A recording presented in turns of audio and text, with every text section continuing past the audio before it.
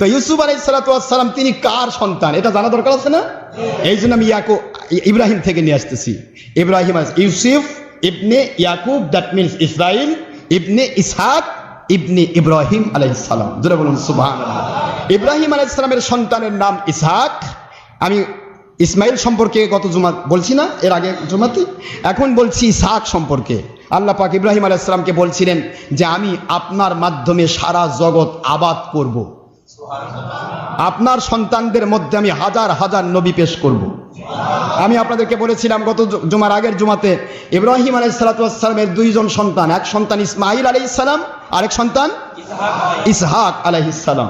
ইসমাইল আলাইহিস সালামকে যখন কুরবানি করার জন্য তিনি প্রস্তুত হলেন, আমার আল্লাহ দয়া এহসান করে বলেন, আপনার সন্তানকে যখন আপনি কুরবানি করার জন্য প্রস্তুত হয়ে গেছেন, আমি আল্লাহ আপনার কুরবানি কবুল করলাম, আপনার ইসমাইলকেও ফিরে দিলাম, আর ইসমাইলের বদলে আরেকজন নবী ইসহাক নবী আমি দান করলাম। একটু জোরে বলেন সুবহানাল্লাহ। ইসমাইল আলাইহিস সালামের বংশে একজন মাত্র নবী আসবেন, নাম মুহাম্মাদুর রাসূলুল্লাহ সাল্লাল্লাহু আলাইহি ওয়াসাল্লাম। আর ইসহাক আলাইহিস সালামের বংশে আসবেন ৭০,০০০ পয়গম্বর। কত হাজার পয়গম্বর? প্রমাণ হয়ে গেল ইসমাইল আলাইহিস সালাতু ওয়াস সালামের বংশের মানুষ যারা, তারা অত্যন্ত শান্তিপ্রিয় মানুষ, তাদের মধ্যে বারবার নবী পাঠানোর দরকার হয়নি।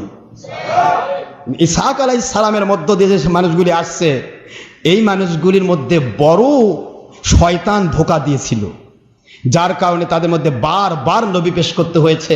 এমনকি তারা নবীদেরকে খুন করেছে, কূপে ফেলেছে, মেরে ফেলার চেষ্টা করেছে, এমনকি মেরেও ফেলেছে।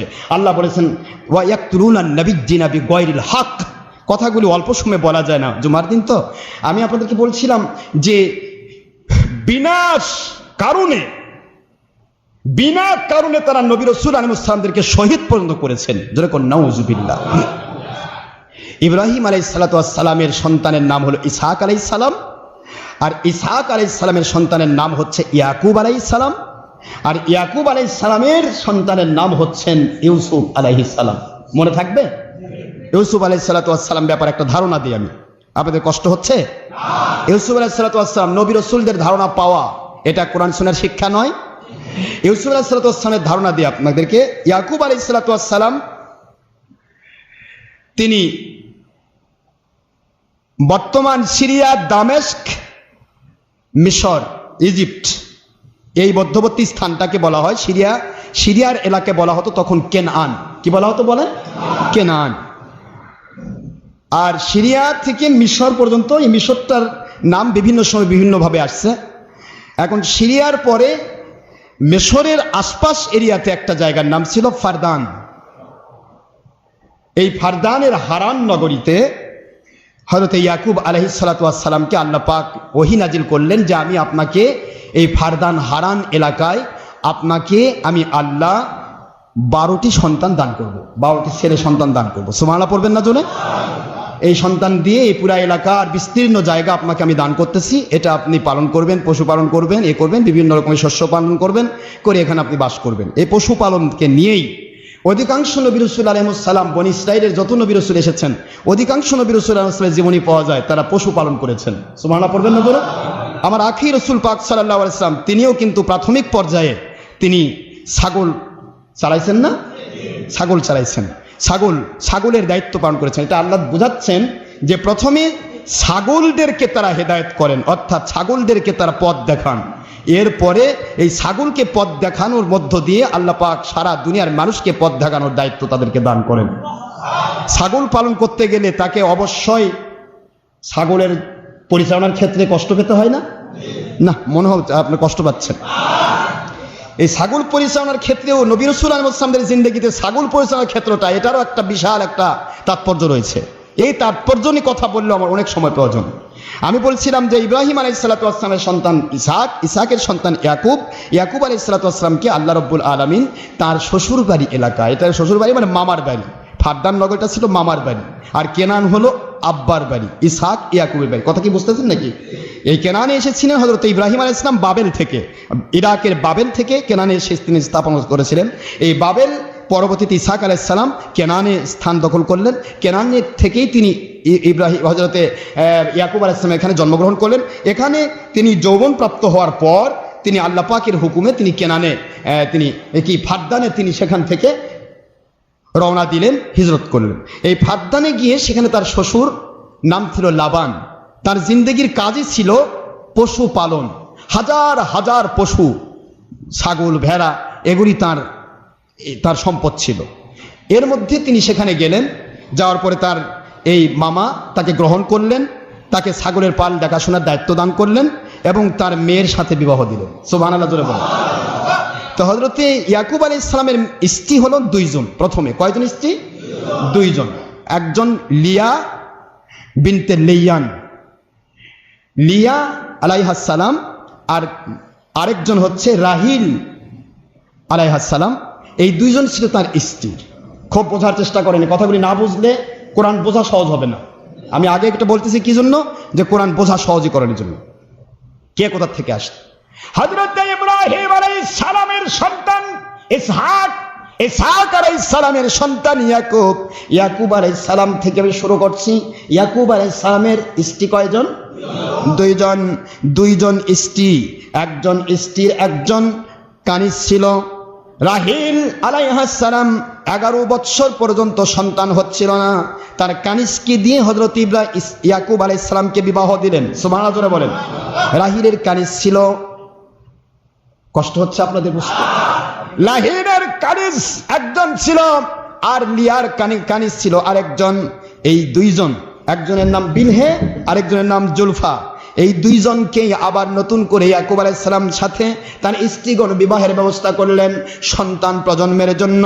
আল্লাহ পাকের দয়ায় সানেন, যখনই কানিজের সাথে বিবাহ দেওয়া হলো ইয়াকুব আলাইহিস সালামের, তখন বেলহের মধ্য দিয়ে দুইজন সন্তান জন্ম নিল আর জুলফার মধ্য দিয়ে দুইজন সন্তান জন্ম নিল। সুবহানাল্লাহ জোরে বলে। সন্তান চলে আসলো দুইজন করে, কয়জন হলো? 4 জন ছেলে হলো। এই 4 জন ছেলে একাধারে নামগুলি আমি আপনাদের বলছি। একজনের নাম জাদ, আরেকজন নাম হচ্ছে দান। এই দুইজন একজনের সন্তান। এখন এই সন্তানগুলি ছেলে সন্তান, তারা যখন হলো, আল্লাহ পাকের দয়া এহসান হলো, এবার লিয়ার মাধ্যমে আবার 6টি ছেলে সন্তান আল্লাহ দান করলেন। একটু জোরে বলেন না সুবহানাল্লাহ। লিয়ার যখন 6 জন সন্তান হয়ে গেল, তখন রাহিলের আবার 2 জন সন্তান আল্লাহ দান করলেন। এই রাহিলের 2 সন্তানের নাম হচ্ছে, একজনের নাম ইউসুফ আলাইহিস সালাম, আরেকজন নাম বিন ইয়ামিন আলাইহিস সালাম। জোরে বলুন সুবহানাল্লাহ। এই 2 জন হলো রাহিলের সন্তান, আর লিয়ার সন্তান 6 জন। আমি আপনাদের খেদমতে বলছি যে লিয়ার মাধ্যমে যে সন্তানগুলি দেওয়া হলো, তাফসিরে আব্বাসের ভাষায়, ইবনে আব্বাসের ভাষায়, প্রথম সন্তানের নাম ছিল ইয়াহুদা, তারপরে রুবিল, শামউন, লাওয়া, জাবলুন, ইয়াসজার অর্থাৎ আসাকির। এই 6 জন তার সন্তান ছিল। আর হযরতে রাহিল আলাইহিস সালামের সন্তান 2 জন, ইউসুফ আলাইহিস সালাম আর কি জোরে বলুন, বিন ইয়ামিন। মনে থাকবেন তো, বিন ইয়ামিন আলাইহিস সালাম। এই 2 জন সন্তান হলো রাহিল আলাইহিস সালাম ওনার স্ত্রীর সন্তান। আর 2 জন কানিজদের সাথে যে বিবাহ দেওয়া হলো, তাদের সন্তানগুলি যথাক্রমে ছিল দান, নফতালি, জাদ এবং আসর। এই মোট 12 জন ছেলে সন্তান। আর একজন মেয়ে সন্তান ছিল লিয়ার, তার নাম ছিল দিনহে, মন্বন্তরে দিনেজা। এইটা হলো মেয়ে সন্তান। এই হলো ইয়াকুব আলাইহিস সালামের সন্তান। খুব বোঝার চেষ্টা করুন। মহান আল্লাহ কোরআন শরীফে এই কথাগুলি সুন্দর করে তুলে ধরছেন, খুব ভালো করে বুঝুন। আমি কোরআন শরীফ থেকে আপনাদের স্পষ্ট করে বুঝে দিচ্ছি। বোঝানোর দায়িত্বটা আমার। কি জন্য তুলেছি এরও মূল কারণ আছে। ঘটনা বলা উদ্দেশ্য আমার নয়। উদ্দেশ্য হচ্ছে এই ঘটনার মধ্য দিয়ে আপনাকে আমাকে কিয়ামত পর্যন্ত আল্লাহ কি শিক্ষা দিতে চান, এই শিক্ষাগুলির জন্যই কোরআন আল্লাহ নাজিল করেছেন। জোরে বলুন সুবহানাল্লাহ। আমার নবীজির কাছে এসে আমি আপনাদের ছোট্ট একটা ধারণা দিলাম, বোঝা গেল কি কিছু? এখন নবীজি পাক সাল্লাল্লাহু আলাইহি সাল্লামের কাছে এসে কাফির মুশরিকেরা, তারা ইহুদি পোপ পাদ্রীদের কাছ থেকে মন্ত্র পেয়ে তারা এসে নবীজিকে জিজ্ঞাসা করতে লাগলেন, আচ্ছা আপনি তো নবী হয়েই থাকেন, আপনি তো লেখাপড়া কোথাও করেননি, আপনি তো কারো বক্তব্য শোনেননি, আপনি তো কোনো জায়গায় স্কুল কলেজেও যাননি, তাহলে আপনার কাছে একটা জিজ্ঞাসা আমরা করতে চাই যে হযরতে ইয়াকুব আলাইহিস সালাম নামক বনী ইসরাইলের একজন বনী ইসরাইল ছিলেন, তার সন্তানদের বাস ছিল কেনানে। এনারা ফাদ্দান থেকে পরে কেনানে তারা যত ইসহাক আলাইহিস সালামের ইন্তেকালের সংবাদ পাইলেন তখন তারা কেনানে চলে গেলেন। কথা কি বুঝতে পারতেছেন না? তখন তিনি ফাদ্দানের মধ্যেও এখানে অসংখ্য মানুষকে তিনি আল্লাহওয়ালা বলেন ইয়াকুব আলাইহিস সালাম। এখানে তারা ইস্তার খোদার অনুসারী ছিল ফাদ্দানবাসী। নাউজুবিল্লাহ জোরে কোন। প্রত্যেকজন নবী রাসূল আলাইহিস সালামকে আল্লাহ পাক তার এলাকা থেকে ট্রান্সফার করার উদ্দেশ্য একটাই থাকে, যে এলাকায় ট্রান্সফার করেন ওই এলাকায় আগে তারা আলো ছড়ান, হেদায়েতের আলো ছড়ান। তো ইয়াকুব আলাইহিস সালাতু ওয়াস সালাম ফাদ্দানে সেখানে তিনি যখন থাকলেন ইস্তার খোদা দিয়ে সবাই সম্পৃক্ত। একটা মন্দির ছিল, এই মন্দিরে এক জাদুকর ছিল, সে যা ইচ্ছা তাই মানুষকে বলতো বোঝাতো, ইস্তার খোদার মাধ্যমে সমস্ত মানুষকে কাফের মুশরিক বানাইছিল। এই জায়গাতে ইয়াকুব আলাইহিস সালাম যখন ট্রান্সফার হলেন, ইয়াকুব আলাইহিস সালাম তখন ওই মানুষগুলি বোঝাতে লাগলেন যে দেখো ইস্তার বলে কোনো খোদা নেই, আমুন বলে কোনো খোদা নেই, আবার ওই যেটাই বলো কোনো খোদা কেউ নেই, খোদা একজন, কুলু লা ইলাহা ইল্লাল্লাহ, জোরে বলুন সুবহানাল্লাহ। তোমরা বলো আল্লাহ ছাড়া কোনো মাবুদ নেই, আল্লাহ ছাড়া কোনো ইলাহ নেই, আল্লাহ ছাড়া কোনো পান্নিওয়ালা নেই, আল্লাহ ছাড়া কোনো খলিক নেই, মালিক নেই, রব নেই। মজার বিষয় হলো এমন এক জায়গায় গিয়ে কথাগুলো তিনি বলছেন যেখানে ইস্তার খোদার বাইরে কেউ কথা বললে তাকে আগুনে পুড়ে ফেলা হতো। নাউজুবিল্লাহ পড়বেন না জোরে? কি দিয়ে পুড়ে ফেলা হতো? এখন আল্লাহ পাক তাকে এমন এক জায়গায় নিলেন, ইয়াকুব আলাইহিস সালাম এমন এক দরজার নবী যার বংশের ভিতরে আল্লাহ পাক 70,000 নবী চালু করেছেন। সুবহানাল্লাহ পড়বেন না জোরে? সেই ইয়াকুব আলাইহিস সালাম উনি যখন ডাইরেক্ট ঘোষণা দিলেন খবরদার ইস্তারের পূজা করো না, এরা যখন তাকে ধরতে গেল, ইয়াকুব আলাইহিস সালাম এমন এক মানুষের জামাই যিনি হচ্ছেন ফাদ্দান নগরীর তিনি গভর্নর। আল্লাহু আকবার জোরে বলেন। লাবান হচ্ছে ফাদ্দান নগরীর গভর্নর। গভর্নরের জামাইকে ধরে পুড়ে ফেলবে? চামড়া থাকবে তো? ইয়াকুব আলাইহিস সালাতু ওয়াস সালাম বলতেছেন খবরদার, মানুষ পুড়ে ফেলা তোমাদেরকে শিখালো, একজন মানুষ তৈরি করে দেখাও, একটা ছোট্ট প্রাণী তৈরি করার ক্ষমতা তোমাদের নাই।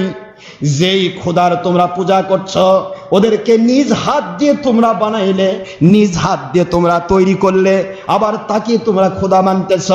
এ মানুষেরা, আমার আল্লাহ বলেছেন লাকাদ কাররামনা বানি আদম। সুবহানাল্লাহ জোরে বলেন। আদম আলাইহিস সালামের পুরা বংশকে, পুরা জাতকে, অর্থাৎ মানব জাতিকে আমি আল্লাহ আশরাফুল মাখলুকাত বানাইলাম। আল্লাহর সৃষ্টি জগতের শ্রেষ্ঠ হচ্ছে মানুষ, আর তোমরা নিজের হাত দিয়ে পাথর দিয়ে বানাচ্ছ, মাটি দিয়ে বানাচ্ছ, তাকে আবার খোদা বলতেছো। মানুষই হচ্ছে সকল সৃষ্টির ঊর্ধ্বে, আর তোমরা তার কাছে পূজা করি, কি শিখাচ্ছ তোমরা? এই কথাগুলো যখন বললেন চারদিকে আগুন ঝরে গেল। না পারতেছে তাকে আগুনে জ্বালাতে, না পারতেছে সহ্য করতে। সুবহানাল্লাহ বলবেন না? তো জাদুকর জাদু করলো। জাদু কিভাবে করলো? হযরতে রাহিল আলাইহিস সালাম যখন গর্ভবতী, ইউসুফ আলাইহিস সালাম সন্তান হিসেবে যখন আসবেন, আমার মালিক খলিক রব আল্লাহ সুবহানাহু ওয়া তাআলা তখন হযরতে ইয়াকুব আলাইহিস সালাম একটা মুজিজা জাহির করলেন। সুবহানাল্লাহ পড়বেন না জোরে? ইউসুফ আলাইহিস সালাম তিনি জন্মগ্রহণ করবেন, রাহিল আলাইহিস সালাম বেহুশ হয়ে পড়লেন, কয়েকদিন ধরে বেহুশ থাকলেন, কেউ তারা হুঁশ ফেরাতে পারছিল না। ইয়াকুব আলাইহিস সালামের শ্বশুর যিনি লাবান গভর্নর, তিনি আবার ইস্তার খোদায় বিশ্বাসী ছিলেন। নাউজুবিল্লাহ জোরে কোন। কিন্তু তার স্ত্রী দুইজনই তিনি হযরত ইয়াকুব আলাইহিস সালামের নবুয়তের আওতায় তারা আল্লাহকে কবুল করেছেন। এখন ইনি বলতে লাগলেন যে আমার মেয়ের যদি কোনো ক্ষতি হয় তাহলে আমি ইয়াকুবকে ফাদ্দান থেকেই কেনানে বের করে দিব। নাউজুবিল্লাহ পড়বেন না? শ্বশুর বের করে দিলে আর থাকা পারবে? শ্বশুর বাড়িতে তো আছেন, বের করে দিব। আর ইস্তার খোদার যে প্রধান ধর্মযাজক মহিলা, সে তখনকার সবচেয়ে বড় ধাত্রী, অর্থাৎ সন্তান যখন সন্তান জন্মগ্রহণ করে তখন সন্তান ধরার জন্য, সন্তানকে প্রসব করানোর জন্য যে মহিলাকে ব্যবহার করে নাম কি? দায়, ধাত্রী। এ ছিল ইস্তার খোদার যে প্রধান ধর্মযাজক, এর নাম হলো মহিলা। এ ছিল তখনকার ইস্তার খোদারিয়া, এ নাকি ধাত্রী, একে ডাকা হলো। ইয়াকুব আলাইহিস সালাম বলেন তুমি তো নিজেই খোদা বিশ্বাস করো না, তুমি কিসের আমার স্ত্রীর ধাত্রী হবা? তুমি আউট হয়ে যাও, আমার স্ত্রীর ধাত্রী লাগবে না, আমার আল্লাহ দয়া করে সন্তান দেবেন। লাবান তো আরো জ্বলে উঠলো, শ্বশুর আরো জ্বলে উঠলো, আমার মেয়ে মরতেছে, 3 দিন ধরে তিনি অসুস্থ হয়ে আছেন, মরে যাবেন এখন, আর ধাত্রী আসছে, তুমি ধাত্রীকে সন্তান প্রসব করার ক্ষেত্রে সহযোগিতা করতে দিচ্ছ না। ইয়াকুব আলাইহিস সালাম বললেন, আপনি দয়া করে একটু আমাকে সহযোগিতা করুন, এইটুকু সহযোগিতা যে আপনি একটু চুপ থাকেন, বেয়াদবি করা আমি শিখিনি। সুবহানাল্লাহ, জোরে বলেন দেখেন। শ্বশুর, আব্বা, আম্মা, শাশুড়ি তারা সবাই শ্রদ্ধাভাজন, কি ঠিক না বা ঠিক? দয়া করে আমাকে এ ব্যাপারে একটু সহযোগিতা করুন, আপনি দয়া করে একটু চুপ থাকুন, বাদ বাকি আমার আল্লাহকে একটু কাজ করতে দেন। সুবহানাল্লাহ। 3 দিন অসুস্থ থাকলেন। আল্লাহর নবী ইয়াকুব আলাইহিস সালাম তিনি আমার আল্লাহর কাছে, কুদরতের কাছে নির্জন এলাকার মধ্যে কাঁদা শুরু করে দিলেন, আয় আমার মালিক, আমার খলিক, আমার রব, এই মুহূর্তে ফাদ্দান এরিয়ার মানুষকে সমস্ত ইস্তার খোদা থেকে বাঁচিয়ে আপনার মুখী করার জন্য সবচাইতে বড় একটা সুযোগ, এই সুযোগে আপনি দয়া করে আমাকে একটু সাহায্য করুন। আল্লাহর কুদরতের কাছে যেই মাত্র কান্না, মুহূর্তের মধ্যে আল্লাহর কুদরত থেকে একটা আলোর ছটা তার উপর নাজিল হলো। যেই মাত্র আলোর ছটা নাজিল হয়ে গেল, এই আলোর ছটা রাহিল আলাইহিস সালামের উপরে নাজিল হয়ে গেল। রাতের অন্ধকার দ্বিপ্রহর, সকলে চমকে উঠলো, ব্যাপার কি? গভীর রাতে আলো আসে কোথা থেকে? পুরো ঘরটা আমার আল্লাহ রব্বুল আলামিন কুদরত থেকে আলোকে আল্লাহ পাক প্রকাশ করে দিয়ে রাহিলকে সুস্থ করে দিলেন। দীর্ঘ প্রায় 10 বছর থেকে সেখানে বিভিন্ন রকমের খরা মৌসুম চলছিল, এখানে বিভিন্ন প্রকার দুর্যোগ চলছিল। 10 বছর থেকে ফাদ্দানের জমিতে বৃষ্টি হয় নাই। মুহূর্তের মধ্যে হযরতে ইউসুফ আলাইহিস সালামকে জমিনের মধ্যে আমার আল্লাহ তাশরীফ ঘটালেন, আর ইউসুফ আলাইহিস সালামের সাথে সাথে জমিনের মধ্যে রহমতের বৃষ্টি নাজিল হয়ে গেল। আল্লাহু আকবার, জোরে বলুন। নবী রাসূল আলাইহিস সালাম জগতের মানুষের জন্য রহমত, আর নবী রাসূলদের পরে হক্কানি আল্লাহর ওলিগণ তারা হচ্ছেন রহমত। রহমতের বৃষ্টি যেই নাজিল হলো, ইস্তারের ধর্মযাজিকা মহিলাকে যে হযরত ইয়াকুব আলাইহিস সালাম বের করে দিলেন, খবরদার আমার স্ত্রীকে স্পর্শ করবে না, তোমরা নাপাক, নাপাক আমার স্ত্রীকে স্পর্শ করতে পারে না, আমার মালিক আমার স্ত্রীর জন্য যথেষ্ট। সে এমন সমস্ত ফাদ্দানবাসীকে জানাই দিল যে ইয়াকুবের স্ত্রীও মারা যাবে, সন্তানও মারা যাবে, এবং তারা সম্পূর্ণ ধ্বংস হয়ে যাবে। এই কথা বলে সে ইস্তার খোদার কাছে গিয়ে সে কাঁদতেছে যে তাড়াতাড়ি করে তাকে ধ্বংস করো। নাউজুবিল্লাহ। যেরকম পুরা ফাদ্দানবাসী ভয়ে হয়রান হয়ে গেল, না জানে কি হয়। কিন্তু আমার আল্লাহর দয়া দিয়ে এট এ টাইমে, খুব ভালো করে বোঝেন, এট এ টাইমে আল্লাহ রহমতের বৃষ্টি নাজিল হলেন। এট এ টাইমে হযরত ইউসুফ আলাইহিস সালাম জন্মগ্রহণ করলেন। এট এ টাইমে ইস্তারের খোদার ধর্মযাজিকা যে গজব আজাবের দোয়া করেছে তার খোদার কাছে, তার ওইখান থেকে আগুনের যে ছোঁয়া ছিল, আগুন প্রত্যেকটা যাবতীয় খোদা যতগুলো আছে, নাউজুবিল্লাহ, সমস্ত খোদাদের কাছে আগুনের প্রদীপ জ্বলে। কথা বোঝেন না? ওই আগুনের প্রদীপ থেকে ইস্তারের প্রধান ধর্মযাজিকা যে নবীর উপর অভিশাপ করে, নাউজুবিল্লাহ বলেন, তার অভিশাপটা ইউসুফ আলাইহিস সালামের জন্মগ্রহণের সাথে সাথে তার আগুন তার শরীরের মধ্যে ধরে যায়। ইস্তার খোদা সহ ইস্তারের ধর্মযাজিকা আগুন দিয়ে জ্বলে পুড়ে ছাই হয়ে যায়। যেই মাত্র ছাই হয়ে গেল, কান্নাকাটি শুরু হয়ে গেল যে